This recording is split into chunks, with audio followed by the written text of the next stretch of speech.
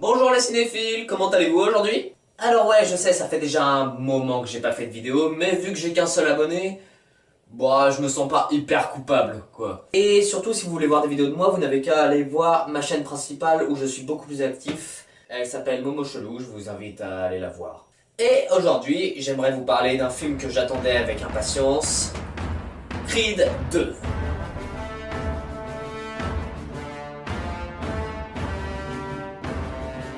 Donc cette histoire se passe après le 1, logique jusque-là, et on retrouve donc Creed qui est devenu le champion de boxe, bla bla bla. Il a toujours sa meuf, il a rétabli une meilleure relation avec sa mère, et il est toujours en contact avec Rocky. Jusqu'ici, rien de réellement anormal. C'est alors que Ivan Drago, l'homme qui avait tué le père d'Adonis lors du 4e volet de la saga des Rocky, fait son grand retour avec son fils qui est bien prêt à vouloir prendre la couronne, si je puis dire, à Adonis. Et bien évidemment, aveuglé par la rage, il va accepter. Entre temps, il met enceinte sa nana. Voilà, il a une fille, c'est cool, on est content pour lui. Et après, il décide de combattre le fils d'Ivan Drago sans l'aide de Rocky Balboa derrière lui, parce que Rocky ne voulait pas être responsable s'il lui arrivait un truc.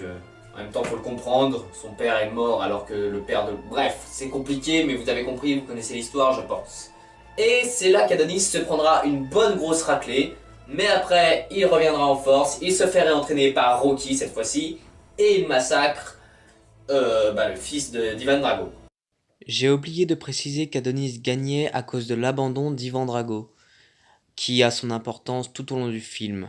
Il jette l'éponge de la même façon que Rocky n'a pas pu la jeter dans Rocky 4, ce qui est dans le film très bien exploité. J'ai juste oublié d'en parler. Alors, quoi dire de ce film? Est-ce qu'il est bon? Oui. Est-ce que c'est un excellent film? Non. J'irais même jusqu'à dire que c'est le plus mauvais film de la franchise, malgré le fait qu'il reste très sympathique. Mais il y a 2-3 trucs qui posent problème. Je vais donc vous parler de tout ça et je vais essayer d'aller un peu vite.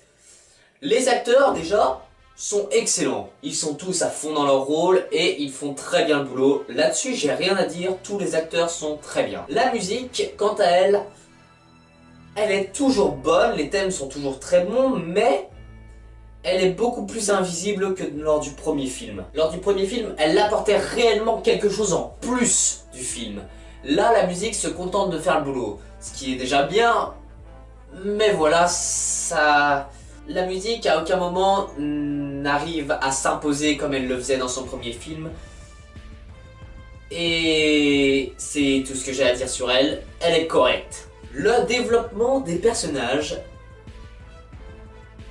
Bah franchement, je pense qu'il est vraiment trop superficiel. Il manque énormément de développement. Il y avait de la matière pour faire un truc de malade, mais ils se sont contentés du minimum syndical.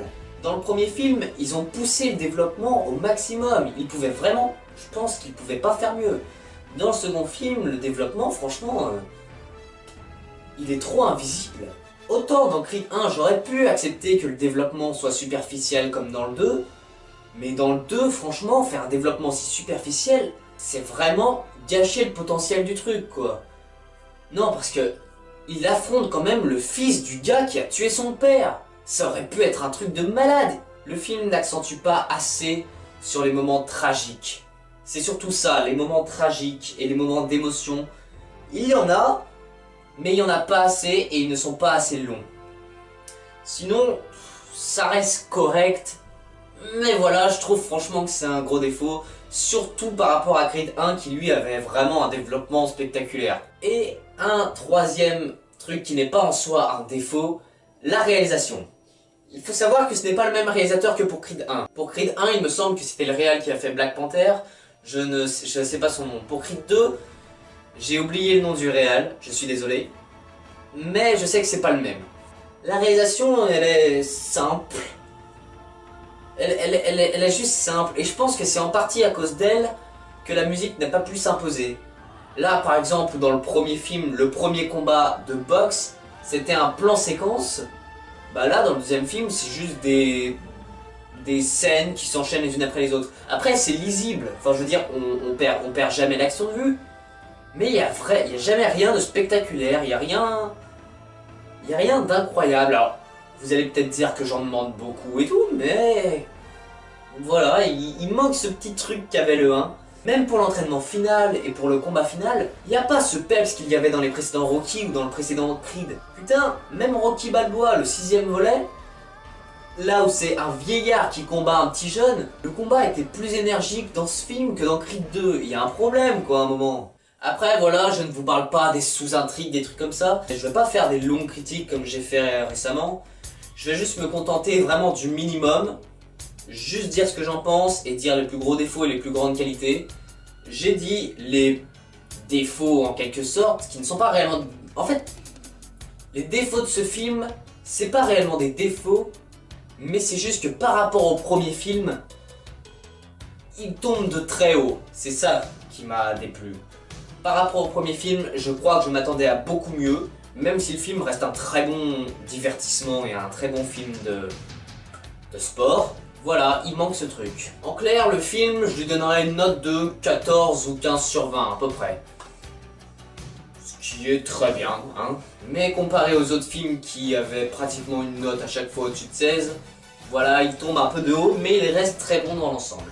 Et je profite de cette vidéo pour dire aux seuls abonnés que j'ai et aux prochains qui viendront que ma chaîne va être un peu différente. Je vais pas sortir énormément de critiques, hein. Et je vais pas faire des vidéos extrêmement longues, j'aimerais bien me limiter en dessous de 10 minutes. Et je vais essayer d'être plus objectif dans mes critiques. Parce que, notamment dans ma critique de Thor Ragnarok, j'ai laissé mes goûts décider à ma place, alors que j'aurais dû être plus dans l'objectivité que dans la subjectivité. Mais voilà, j'y peux rien, les vidéos sont déjà sorties, bref.